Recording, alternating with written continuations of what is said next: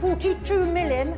The art world, where paintings change hands for fortunes. So, thank you very much. But for every known masterpiece, there may be another still waiting to be discovered. This is it.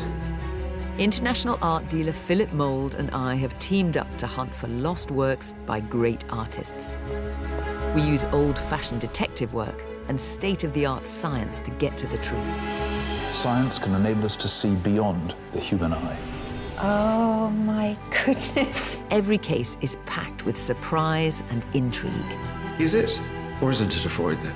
But not every painting is quite what it seems. Gosh, why didn't I notice that before? It's a journey that can end in joy. There is enough to support the conclusion that it is by Tom Roberts. Or bitter disappointment. I don't think it's a work by Gauguin. I'm very sorry.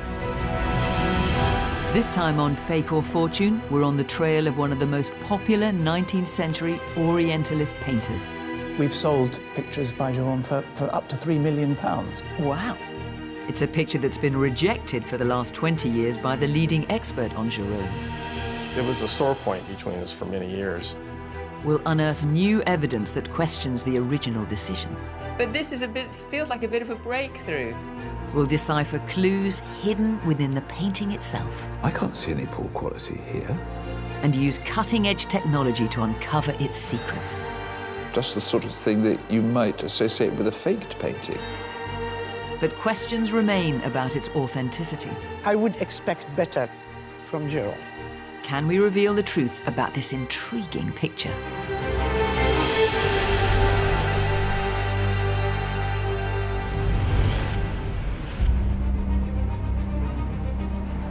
Every year, we hear from thousands of people asking us to solve a mystery about their artwork. Deciding which ones to investigate can be tricky, but every now and again, we get a request from the far side of the world which is just impossible to ignore. So when we received an email from Los Angeles, California, we were intrigued enough to arrange a special long-distance delivery. You know something? I just love this moment in the investigation when we see the picture in the flesh for the first time. And this is when we can really start to look for clues.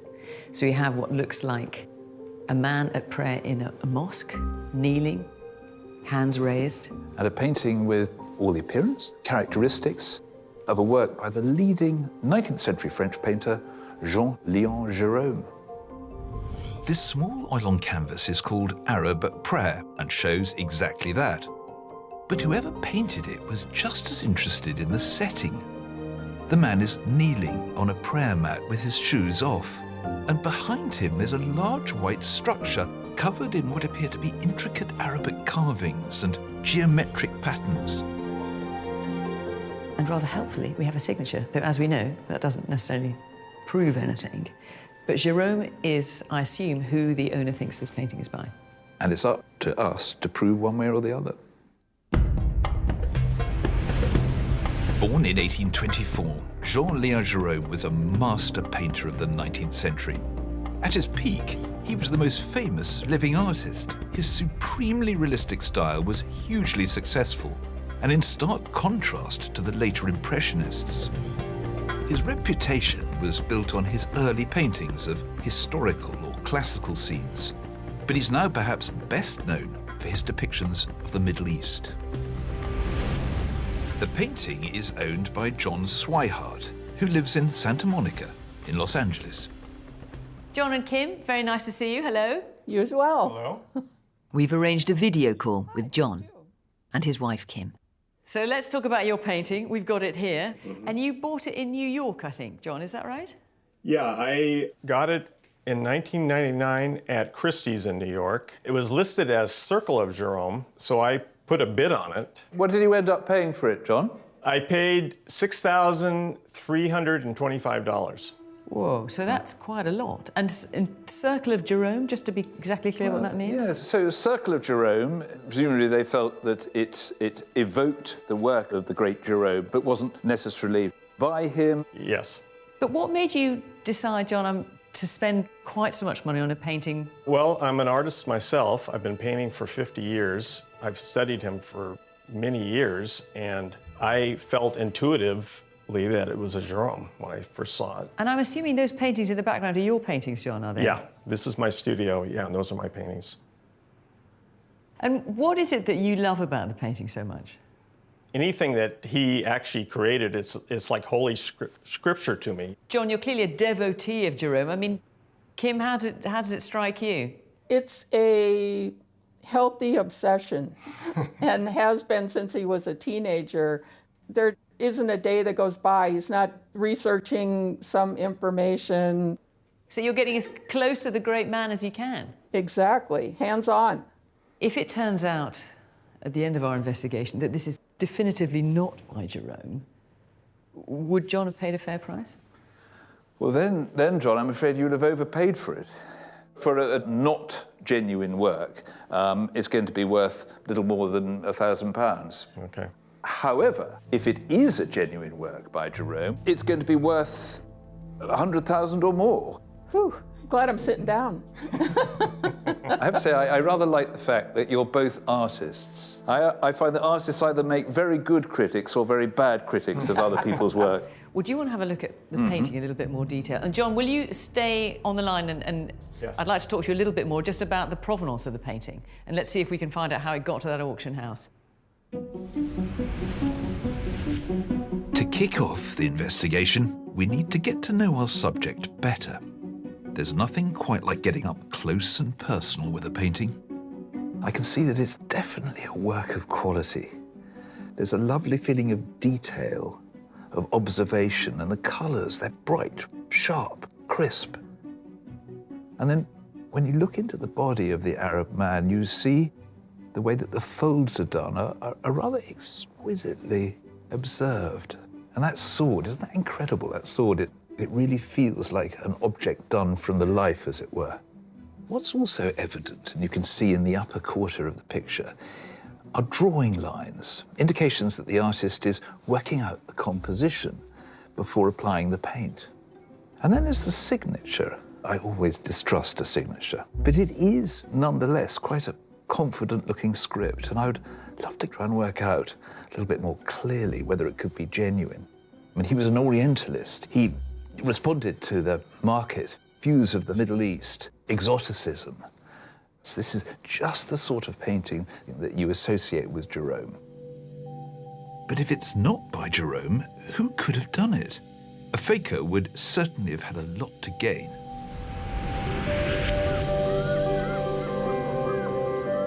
I can see from Jon's paintings that he's clearly inspired by Gerome's meticulous style and attention to detail. Jon, before you bought the painting, you already knew a lot about Gerome, didn't you? Yes, I started painting when I was a teenager. Gerome was the first artist I really fell in love with. I studied his work, and that's how I learned to draw and paint. I wanted to paint just like Gerome. So when I began researching Gerome, there was very little information available on him, but I kept finding articles written about him by Professor Gerald Ackerman. Eventually, in 1980, I ended up contacting him, and that started a lifelong friendship with Gerald Ackerman. He's passed away now, but he was the authority on Gerome. He was the man you went to if you wanted to authenticate a painting. Yes. Yeah. And so when you came to buy the painting that you hope is by Gerome, did you talk to Gerald Ackerman about it? No, because he was out of the country at the time, and you know, I saw it in the catalog. It looked like an early Gerome to me, so I put a bid in on it. When Jerry came back to the States, I was excited to tell him that I got this Gerome that I'm sure is a Gerome, and I didn't realize that he had been the one that had downgraded it to Circle of Gerome. Oh, well, hang on a minute. So he had already looked at it Yeah. and had decided that, in his opinion, it wasn't by Gerome. Yes, and you know, I didn't know he was the one that did that, so he was very unhappy. So you must have been pretty gutted when you heard that Gerald Ackerman had downgraded it. I was upset that he was upset because, like I said, he was a great friend of mine. And so we just sort of never discussed it again. It was a sore point between us for many years. And what did you manage to find out, if anything, about who owned the painting before you bought it? It sold at Christie's in 1978 as a genuine Gerome. So it was then a genuine Gerome from that point until your friend Gerald Ackerman downgraded it? Yes. At the auction you bought it at? Yes. Gosh, that's frustrating, isn't it? Yeah. And if we do manage to establish that it is a genuine Gerome, what will you do with it? I mean, you've had it for 20 years. Will you keep it? Will you sell it? I think we would sell it because, you know, both Kim and I are self-employed, full-time artists. We'd like to have some, you know, money. Also, you know, we've had it so long, I feel like I'm ready to pass it on to somebody else to enjoy. Well, Jon, we'll do our best for you. And hopefully, it is by the great man Gerome. That'd be wonderful.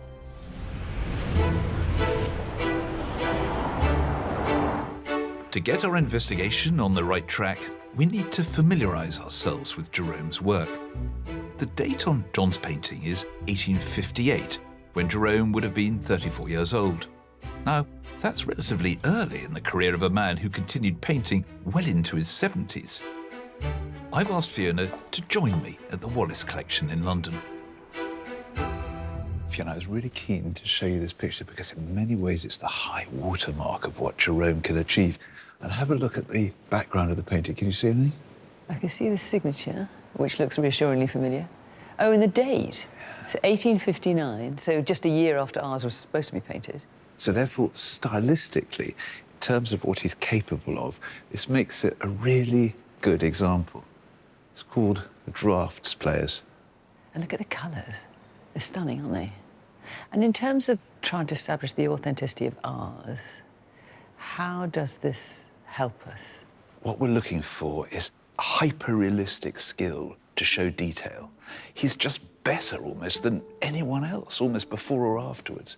But also it's a question of getting into the picture, seeing the technique, seeing how he mixes his paints and how he applies his brush and comparing it to known works. We need forensically to get to grips with it. I think one of the reasons that Gerome was so successful was that he managed to transport his viewers to a different place and a different time in such a convincing way. There's another painting, though, a little bit further down. I'd love to show it to you because it's a great example of some of the issues that we're facing.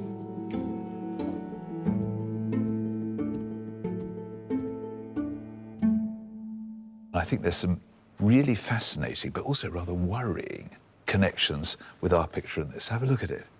Well, the thing that really jumps out at you is that sumptuous, gorgeous golden robe, and painted in a way that surely is very similar to our painting. Well, I couldn't agree more. I think in terms of its quality and its composition, it's highly comparable to ours.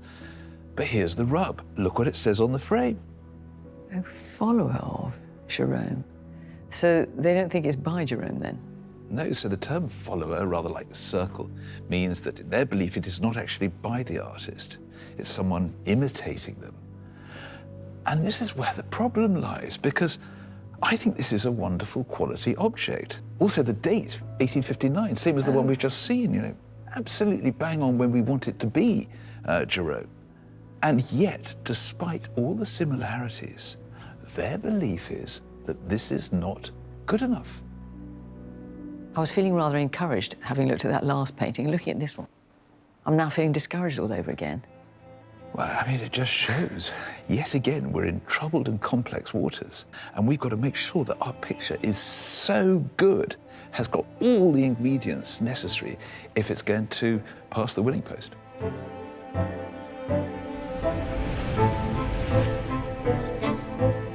Before I go any further, I need a better understanding of Orientalism and Gerome's place in it. I'm on my way to Sotheby's, where their expert Claude Peening has overseen the sale of a number of record-breaking Orientalist paintings. Gerome is described as an Orientalist. Can you explain what that means for us? So Orientalism was the name given to a whole new genre in art in the mid-19th century. Orient referring at that time to North Africa, the Middle East and Turkey. There was this opportunity for artists as well as travellers to make it across to these countries. And Gerome was one of them. You can imagine what they must have seen getting off the boat. The light, the colours, and it fed this new genre of painting for audiences in Europe and America. Gerome travelled to Turkey in the 1850s, to Egypt from the mid-1850s right through until the 1880s. Orientalism has not been without its critics, it's fair to say, and has had attracted some controversy over the years.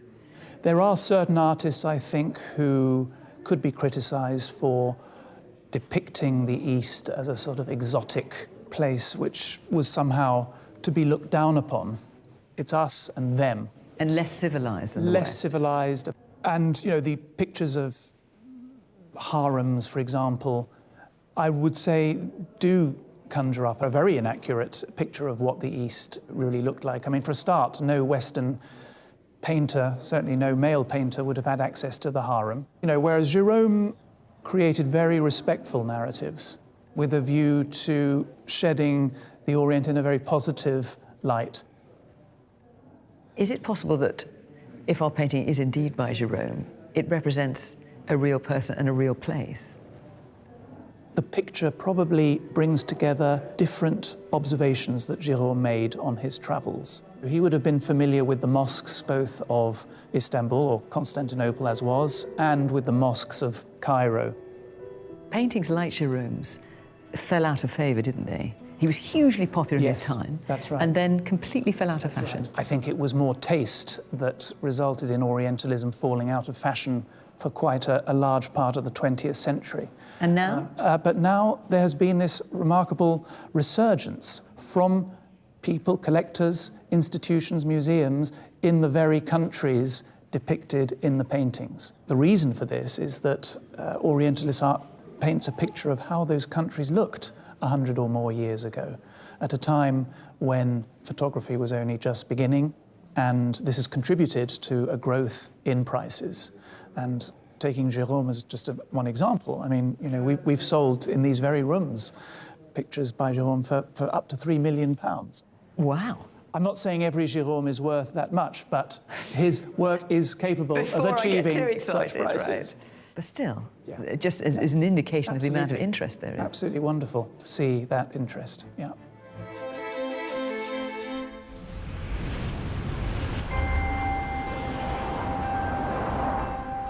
I want to see what science can tell us about Jon's picture. I've sent it to Aviva Burnstock, head conservator at the Courtauld Institute in London. The technology she uses, combined with her expert eye, could reveal vital clues for our investigation.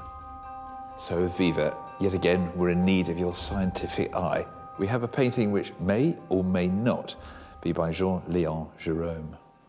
Well, it's certainly a really interesting painting. It's very finely painted. Well, what we could do quickly is to look in ultraviolet light to see something of its condition. What do you think? Okay. Actually, this is rather exciting. We've never done this before on Fake or Fortune. It's a whole different way of looking at a painting. What you can see in ultraviolet light is areas that fluoresce in UV and look bright, and contrasting areas that look darker, which in this case look like they've been applied over varnish. The ultraviolet lamp is showing up another layer of activity. It's almost as if you're seeing the unseen picture, the soul of the painting. Yeah, well, it certainly looks like somebody, either the artist or perhaps a restorer, has covered up certain areas of the painting. I'm not quite sure why that was. And are there other things you might also be able to tell us about the painting? Yes, I mean, if I, for example, look in infrared or make an X-ray, I can look at the technique of painting. Well, we'd appreciate anything you can tell us. Okay. Thank you. Claude at Sotheby's says Gerome painted real places. So I want to find out if there are any clues in the composition itself to help focus our research. I've come to the Suleymaniye Mosque in East London to meet Professor Doris Berens Abousaif, one of the country's leading experts on Islamic cultural history. Doris, very nice to see you. As you know, Doris, we're looking at a painting which may or may not be by Gerome. And Gerome is an artist that you like. Yes, as an historian of Islamic art and architecture, specialized in Cairo, I have used the Orientalist painters first as a source of documentation. So let's look at the painting here. Obviously, there's a man at prayer. What about this structure behind him here? This structure is a mimbar, so it's the pulpit which is used in mosques for the sermon, the Friday sermon. So that's presumably that... Exactly, like this one. In the corner there. So it's always on the right side of the prayer niche, which we have here, which gives the Mecca orientation. And the fact that he is facing this way to worship, would he not be facing the other way? Absolutely. He is praying entirely in the wrong direction. So he's not praying towards Mecca, he's actually praying away from it. Yeah. It's not only away, but he's giving his back to the prayer niche, which is clearly a mistake. And he's put his shoes here next to him. Normally, the good thing to do is to put the shoes such that the sword don't touch the carpet or the floor. Something is not quite correct. The way he's kneeling and the way he's holding his hand, this position of the hands is a bit unfamiliar to me. Right. Is there anything in this painting that could give us any clues as to the location? The mimbar, most likely not from Cairo. In Cairo, traditionally, the mimbars were made of wood as portable structures, like the one we see here, and most likely has to be located somewhere in Turkey. And how can you tell? In Turkey, it is traditional to make the mimbars in marble or stone. What about the inscriptions and the decoration we're seeing on the carpet, on the minbar behind him? The inscriptions are pseudo-inscriptions, they are fantasy. Well, they're just not gibberish. Copies. Yeah, gibberish. But on the basis of this conversation, it's certainly not encouraging, Doris, because you're pointing out so many things that are just historically not right about this picture. I mean, you don't look for historical precision and exactitude when you look at Orientalist painters, but here still it is a different kind of error. I would expect better from Gerome. Which just look like mistakes, do you think? The homework was not done well. Professor Abu Saif pointed out a number of things that are culturally wrong about the picture. But the question for us is, does that necessarily mean that it's not by Gerome? Could it be that Gerome, lover of the Orient that he was, did get things wrong?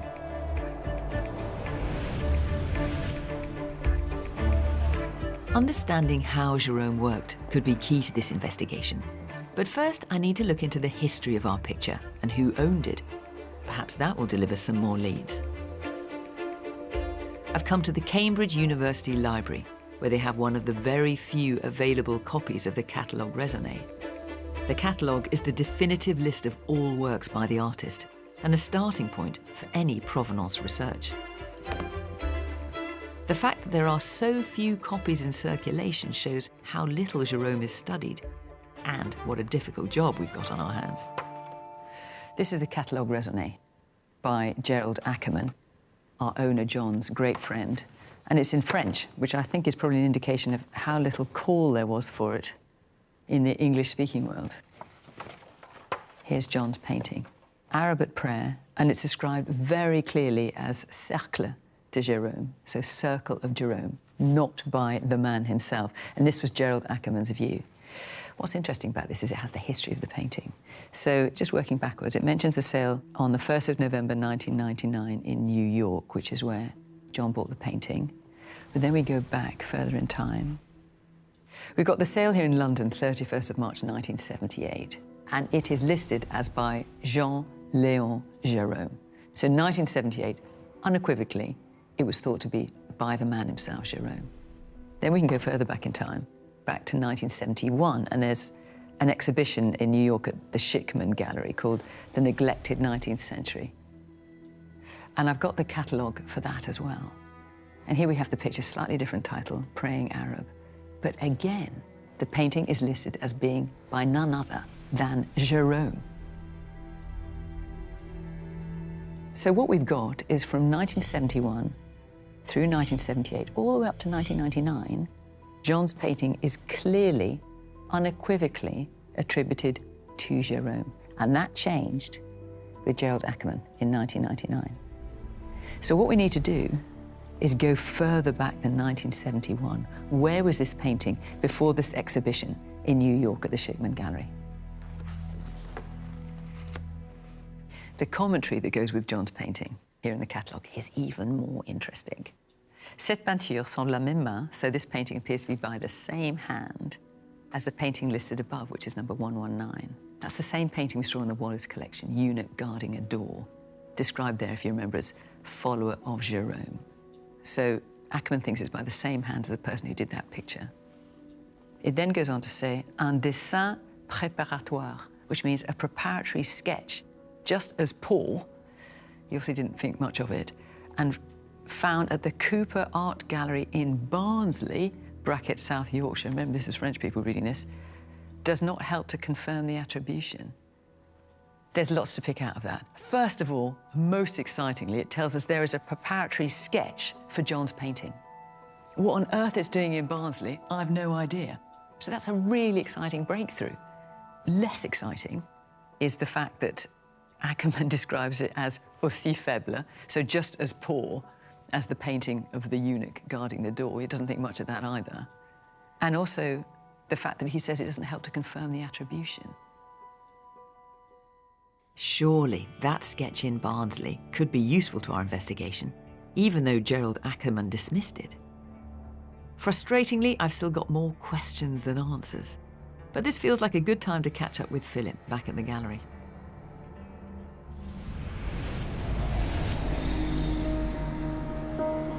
I'm really heartened by you having uncovered a reference to that sketch. And what I want to do is get down to Barnsley, have a look at it, make sure it's the real thing, it's not a copy.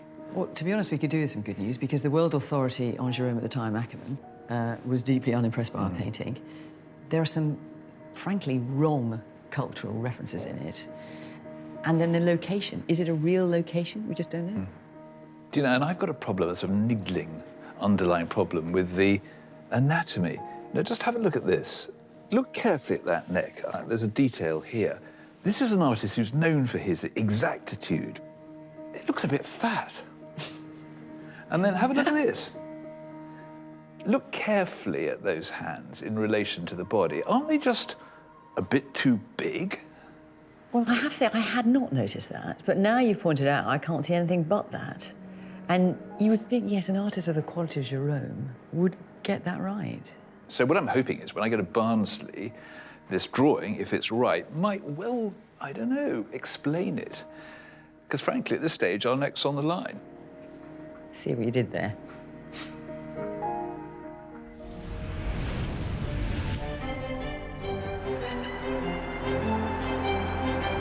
I'm on my way to Barnsley. In the centre of town is the Cooper Gallery, which has the drawing that Ackerman referred to in his catalogue raisonné. Samuel Joshua Cooper was a wealthy 19th century industrialist from here who set up his gallery to hold all the French artwork he'd collected over the years. I love going to the heart of the gallery like this. The unseen pictures, so many clues and answers can be found in places like this. I think we're in Gerome country. And here is our image. This is the drawing that I'd come to see. I mean, there's no question about it. It's the same composition, isn't it? I mean, he's kneeling there, his hands are up, he's in what looks like a sort of sacred interior. The big key now to understanding our picture more and understanding this is to try and work out, could this be a copy of ours? Is it, just someone who's seen our painting or a version of it, just doing a replica? And for that, the answers lie within the drawing itself. First thing I've noticed, actually, is the positioning of the sword. If you look just above the pommel, you can see that the artist has just moved it. There's 2 or 3 different positions. You can see why, because it is so important. It cuts the picture in half. It's a semi-diagonal that takes your eye. Then there's that hand. I was a bit worried about the proportion. I've still got a little bit of that issue. Again, just the sort of indication that this is an artist working out an idea, seeking a solution. I've also just noticed the slippers in the bottom left-hand corner, which are actually compositionally quite important. They allow you to walk into the picture slightly. And they are in a different place. They're on the prayer mat and slightly pointing in a different direction. This is clearly someone who's saying, does it work? In other words, a preparatory drawing, not a copy. It surely has to be by the same hand as Jon's painting. The question now is whether this is an early work by Gerome when he was still finding his way as an artist, or the work of a master forger meticulously planning a deception. If so, would anyone really go to these lengths to create a forgery?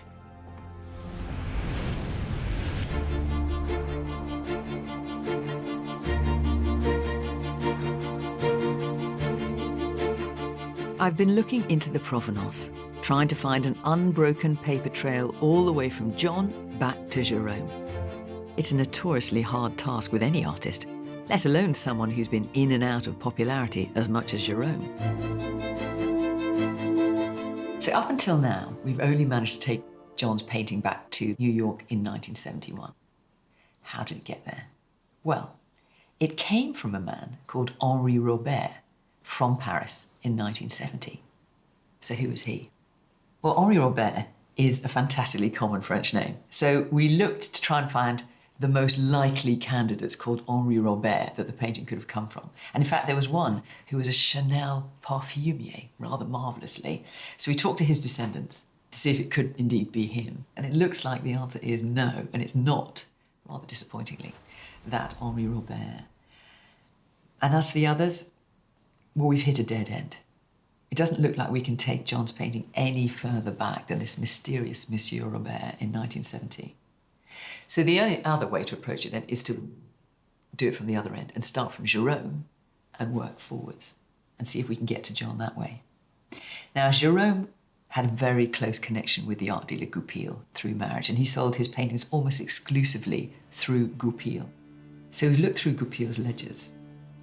Frustratingly, there is no reference in Goupil's ledgers to a painting called An Arab at Prayer. Cannot find it anywhere. But there is a reference to a painting called A Turk at Prayer, Un Turc en Prière. Here it is. Now, when it comes to Jon's paintings, we know now that it could be an Arab man at prayer. It could also be a Turkish man at prayer. So is this Un Turc en Prière, in fact, Jon's painting? The first thing to do is look for the dimensions. Disappointingly, the dimensions are not here.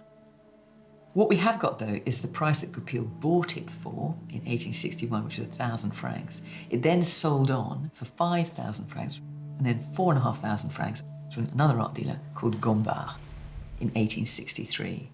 And after 1863, it just seems to disappear into thin air. There is no record of it. It's just vanished.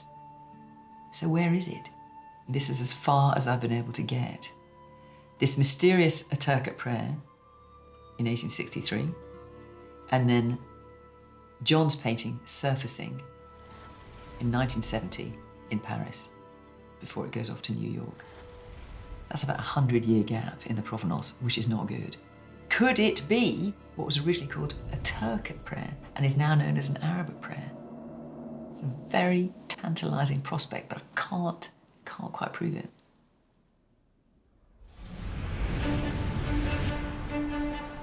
There's more research to be done on the sketch I saw at the Cooper Gallery. Across the road is Barnsley's Town Hall, which holds numerous documents relating to Cooper's collection. It's just wonderful how across Britain one can occasionally find these phenomenal collections. And one can only imagine the impact that those drawings and paintings owned by Samuel Cooper must have had in the day on his friends. And here, next to me, is the archive of his notebooks. The exoticism of Gerome's Orientalist work was exactly the sort of art that appealed to newly rich industrialists like Samuel Cooper. I seem to be holding what is an inventory of Cooper's pictures, a little red book, and by coming to G, you've got Gerome. Pencil sketches, bought at Rue Lafitte in Paris, where Gerome was living.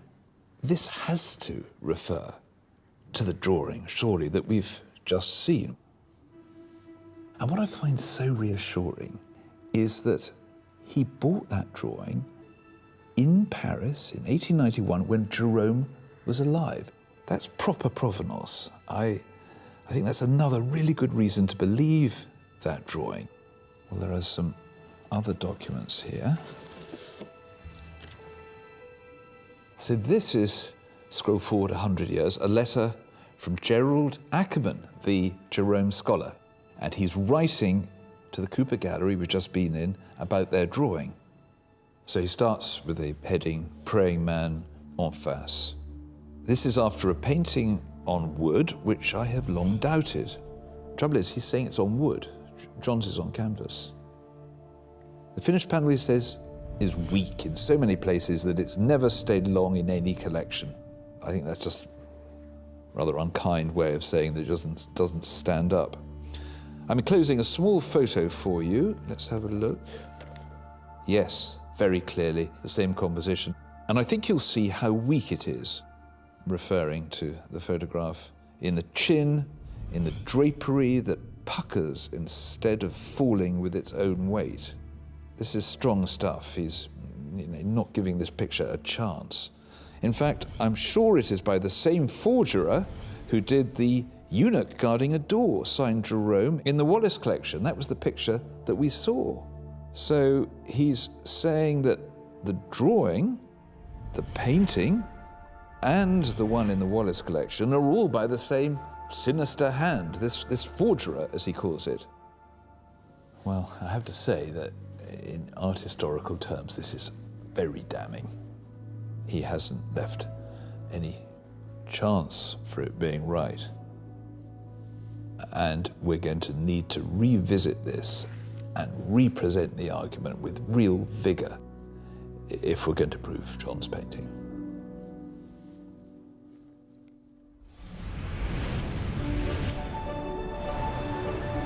When Gerome wasn't travelling, he lived and worked in Paris. The archives there might hold a record of the places he visited and painted, and maybe even a clue to our painting. Papers relating to his life are held at the Bibliothèque Nationale de France. So we asked for the help of a researcher in Paris who sent me a copy of his diaries. I've got one of a limited number of copies here, and this is Gerome talking about his time in Egypt in 1856. I'll just translate it as I go along. So, départ pour l'Égypte. So, departure for Egypt. My short stay in Constantinople whetted my appetite, and the Orient is the most frequent of my dreams. We come to Cairo, where we stay for 4 months in one of the houses of Solomon Pasha, who was an official.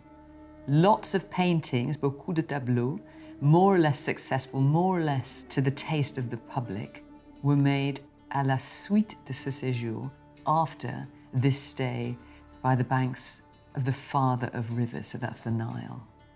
So the key thing about this is it puts Gerome in Cairo in 1856, and he talks about paintings that he did after his stay in Cairo, presumably on his return to Paris. And you think about Jon's painting, his painting was painted in 1858, so the timing is perfect for Gerome coming back from Egypt, setting up in his studio attic in Paris and painting. Was this one of those paintings? And what about the mosque? Did Gerome visit a mosque in Cairo that looks like the one in Jon's painting? That's what we need to find out. Still, so many questions. Time to regroup with Philip. We've hit a dead end with the Provence, I'm afraid. I can take the painting back to 1970, but I cannot firm up this 1863 Goupil provenance. So that's a 100-year gap. So what have you got? So I've been doing some of my own research, but this time concentrating on the clothes. This is a model in Gerome's studio, and we know that he took intense trouble to make sure that he got the clothes right, even importing them from the Middle East. Look at that soldier there, and here we have, in his studio, a photograph of a model wearing original clothes. Now, I want you to have a look at, in particular, the sword. Oh, yes. Clearly looks identical, doesn't it, to the one in our painting? I mean, it has to be, doesn't it? Actually, look at the face of the model. Does that strike you as familiar? I mean, I'm wondering if it is the same person that's in our painting. I mean, the tash is a bit different. It doesn't stick out quite as much. But the profile, the nose? I would agree. Also, the strong bridge above the eyes. He's got the clothes and the model, and if it is by Gerome, he's done the painting back at his studio in Paris with that model. What we do know is that Gerome was in Cairo at about the right time for our painting, and he liked to paint real locations. So I wonder if that can help us. Actually, it's funny you should say that, because do you think that this could be one and the same place, this temple interior? The minbar, I mean, there's definite similarities there, aren't there? And that is a mosque in Cairo? It is. Well, in that case, we need to pursue that, don't we? We need to find someone in Cairo who can help us find that minbar. At last, it feels like we're onto something. But first I need to catch up with Aviva at the Courtauld Institute to see what she has found. Hello, Aviva. Hello. Have we found anything idiosyncratic, anything that might set the technique apart from others? I have done a technical analysis which involves some technical imaging, so starting off with an X-ray. But what's really interesting about the X-ray to me is that the raised hand, the left hand of the figure, the background has been drawn very precisely around it. Now, it's a very small scale. It's a very meticulous technique using tiny brushes, which is, extremely detailed way of painting. It could be quite characteristic. Are you saying then the artist has come back with a brush, having painted the hand, and painted around it in order to, give it greater definition? Exactly that. And that's reinforced by looking at an infrared image, which I can show you. So this infrared image is quite amazing because it shows you very detailed underdrawing of the composition. So not only is the figure drawn in great detail, but also all the architectural elements and all the decorative elements in the composition are drawn in underneath a very thin paint layer. But it's as if he's left nothing to chance. Every aspect of the painting has been decided beforehand. Absolutely. Now, what about this worrying thing that I haven't been able to get out of my head, and that is the fluorescing overpaint, the suggestion that someone might have done something or added a layer to this picture? Well, here's the UV image that we saw earlier. You can see the contrast between the dark areas of paint that have been added over the varnish. But since I saw you last, I've been able to take a detail of the signature, which you can see very clearly in the ultraviolet here, which has also been added over the top of the varnish. So now we've got to add the thought that the signature, and not just other areas of the picture, have been added, which is presumably, in my experience, just the sort of thing that you might associate with a faked painting, where the signature has deliberately been put on at a later date to take people in. A later signature over the varnish is to me a big red flag. You see it often used to deceive buyers, but rarely on genuine works. Does this now point to Jon's painting being a fake? Or can we prove it with something that Gerome himself did?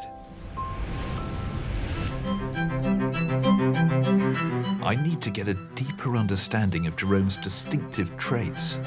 Are there patterns or quirks in Jon's picture that can be seen in other Gerome paintings? Back home in Oxfordshire, I've arranged a video call with Gerome scholar Gulru Çakmak. It's lovely to have your expertise on the programme, so... Gulru is one of a new generation of Gerome scholars. She studied his technique in detail and has written extensively on his work. She's based at Amherst, near Boston, on the east coast of America. So why don't we kick off and start talking about the picture then? So let's look at the background. This thinly painted red background in the upper right is referred to in the academic parlance of the period as the ébauche. The ébauche. The underpainting later that would be painted on top of the primed canvas. And such thinly painted surfaces occur in Gerome's paintings from the late 1850s onwards. It seems to me quite an unusual thing for an artist to leave an area, well, it looks unfinished, doesn't it? The conclusion that I reach is that the artist wants to remind us that this is an artifact that comes out of the hand of the artist, the world as filtered through the imagination of the artist. So this area is his sort of way of saying, I'm here, I'm an artist, don't forget. Absolutely, yes. What about other aspects of the picture? Is there anything you think it's trying to tell you in relation to what might be a Gerome? Yeah, the subject matter. He exhibited a painting in Paris at the Salon of 1857. Its title we translate to English as Prayer in the House of an Arnaut Chief. And in that painting, he shows a row of various ethnic types that belong to a militia. The figure in your painting seems to belong to that, the entourage of the chief. No, actually, Guru, that is really fascinating. So I'm looking at it now. So the central figure has got the same bone structure. Yeah, absolutely, yes. It may even be based on the same model, perhaps. There is another figure, the red-haired figure wearing a yellow costume to the left of the central figure, and he seems to be wearing the same robe as the figure in your painting. I can't help noticing the slippers in the foreground. We've got a rather similar pair to some of those that I can see. These slippers appear again and again in Gerome's other Orientalist paintings later on in the 1870s. Whenever you see a mosque scene, you always see these slippers. Moving from the slippers to the rug, we know that this inscription is a work of imagination, don't we? Is this something that you would find in a Gerome, a man who took his job so seriously? Let's imagine ourselves being painters. Photography has been declared to the world in 1839 with the invention of the daguerreotype, right? If photography can already do what you can do, how do you justify painting? He could have painted it very precisely if he wanted to, right? But he doesn't, he's not trying to copy it. He just wants to transport us to the idea of the East as filtered through the artist's imagination, experience, understanding of the world. Knowing how you know Gerome, do you feel it's by him? Well, I would need to see the painting itself. If it's by Gerome, I think it will be an important one that will find its place in the narrative of Gerome's turn from history painting, let's say, to Orientalism. So that's exciting. If it is by Gerome, it's a crucial one in terms of his stylistic development. Absolutely.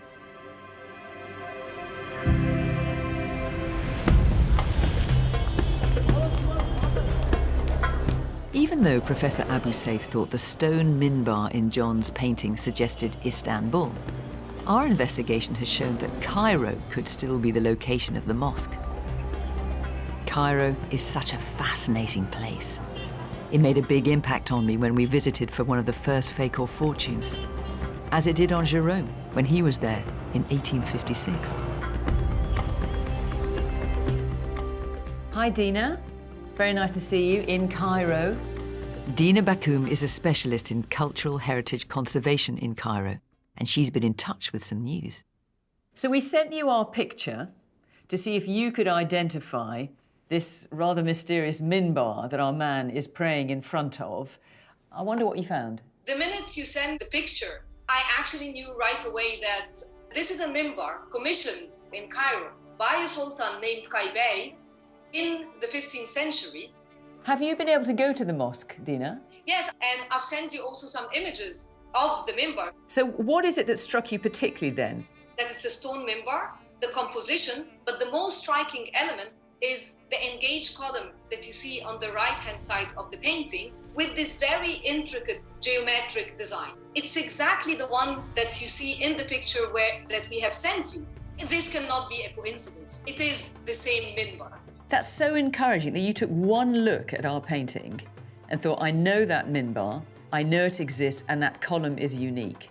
What about the panel up the side? If you look at the balustrade, you see that he placed some inscription, which actually doesn't exist in the original minbar, but there is another painting, a genuine Gerome, young Greeks in the mosque. Yes, I've got it here, yeah. So here, you see that our same balustrade, you see that it's a stone minbar, and you see the flank in the background. decorated with these star patterns. I mean, just playing devil's advocate for a minute here, Dina. We know in the genuine Gerome that everything about the minbar is fully decorated, and in ours it is not. And I just wonder why he wouldn't do it in this one. My feeling is for aesthetics. I think if we would have had the whole decoration with the star patterns on the flank, it would have been too much, and maybe the man would not stand so much out. I wonder if he could have drawn it based on photographs, because the Gerome sometimes did that. Yeah. But I do have the feeling that he must have been in the mosque. The area where this mosque is, the Northern Cemetery, was a very visited mosque with lots of appeal to all the travelers, the artists, the photographers. That's really encouraging, Dina. Thank you so much. I worried when we asked you to look into this that actually we were going to come to a bit of a dead end. But this feels like a bit of a breakthrough. Dina, thank you so much. So grateful. It's a pleasure.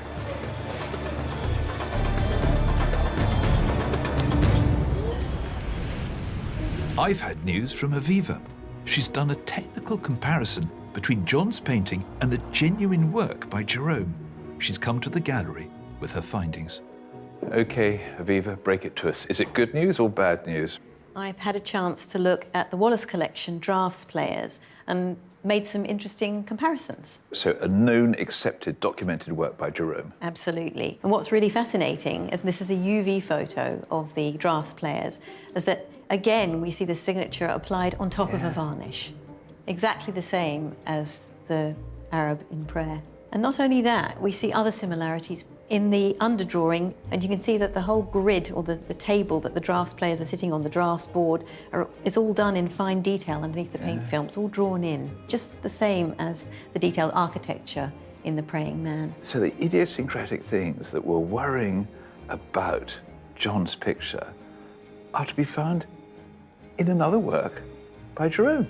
Absolutely, and I think even more compelling is the way that the faces and hands are painted in the two paintings. Very fine brush strokes. It'd be very hard to mimic that. They're very, very similar to each other. Well, I think, technically speaking, we've got a really strong case here. I think we're almost ready to present it. So that signature on top of the varnish, which looked like a worrying sign of forgery, turns out to be something that Gerome had a habit of doing. I'm feeling increasingly hopeful about this painting. We've gathered together all our evidence and, along with the painting, sent it to the leading authority on Gerome, Dr. Emily Weeks. She is now the person who decides whether a work is genuine or not. Have we done enough to determine once and for all that this is a work by Gerome and not a carefully crafted forgery? I think, Philip, we've gone as far with this as we can go now. So let's look at the case for and against. Yeah, it seems to me that stylistically and technically, we really achieved what we set out to do. You know, we now know that he did use a process that looks like overpaint. No, he used underdrawing. The quirks of this picture are things that we can expect to see in a genuine work by Gerome. Culturally, not so good. Because there are quite a few things that are wrong with our picture. He's got his back to the minbar, which someone would not do in a mosque. And then let's not forget, we've got a 100-year gap in the provenance. And you could throw in that letter from Ackerman, which does give you some reason for concern. He's referring to another image. I mean, could there therefore be an original painting of which this is just no more than a mere copy? Let's not forget, though, that when Ackerman was downgrading this painting in, 1999, the internet was in relatively early days. He didn't have access to anything like the kind of digital technology to look at things online in the way that we can. And also, I have to say, I was warmed by that drawing. You know, it did look as though it was preparatory for our painting. It felt linked. So now we need Emily to have a look and give us her verdict.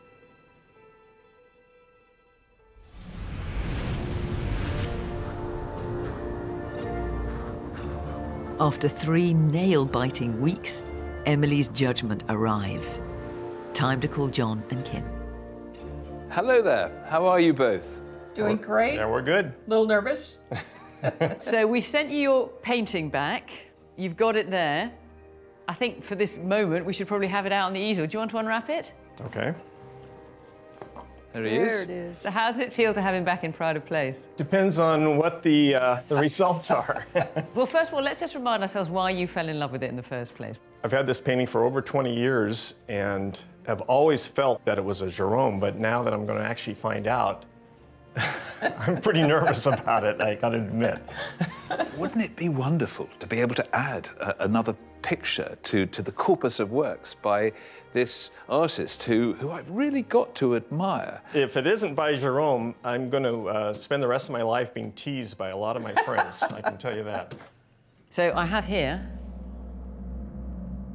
I know. Okay, I'm going to open it. Are you ready? Yes. Yes. Dear Fake or Fortune, I have received the painting presently known as At Prayer, thought to be by the 19th century French artist Jean-Leon Gerome, and the dossier of research notes compiled by your team. As you know, these notes alone are not sufficient to determine the authenticity of this work, as they leave many questions outstanding and raise issues that warrant further investigation. Having examined the work firsthand, however, I am left with no doubt that this painting is indeed an early work by Gerome, and I will be including it in my revision of the artist's catalogue raisonné as such. Congratulations, she says. Well, that to me, in art world terms, sounds like a resounding yes. I feel vindicated. And I think there are lessons to be learned from your picture, from studying it, that might well apply to other pictures out there that could be by Gerome, but possibly for whatever reason, because of history, haven't. And in terms of value, it's going to be worth £100,000, probably more. Just reading on in the letter, Emily goes on to say, I look forward to emphasising the insights it provides into the artist's evolution from a painter of neo-Greek and classical scenes to arguably the most influential and important Orientalist painter of the 19th century. I mean, it's a fantastic letter. So how do you feel looking at it now? Yeah, it looks... He's saying, thank God. It looks like a masterpiece now. It's amazing to finally know that it's actually a Gerome. So thank you guys for this. Absolutely. Well, we've loved working on it, haven't we? Oh, we couldn't be more thrilled. We really couldn't for you both. It's just wonderful. Yeah. Thank you. I'm so happy for Jon and Kim. I mean, they are thrilled, as are we, and you wouldn't meet a lovelier couple. And actually, reading the letter, do you remember how you were troubled by the thick neck and the fact that the hand seemed so big relative to the size of the head? Well, Emily Weeks has written in here, the weaknesses of the figure were typical of the artist's figurative works at this time. So the thick neck came good for us in the end. And I think we've witnessed something else today, and that is that sort of jolt when art history moves on. And there are going to be a lot of other pictures out there that now need to be reconsidered. Paintings that we ourselves have seen may now soon get the full mantle of an attribution to the great Jean-Leon Gerome. If you think you have an undiscovered masterpiece or precious object, contact us at bbc.co.uk/fakeorfortune.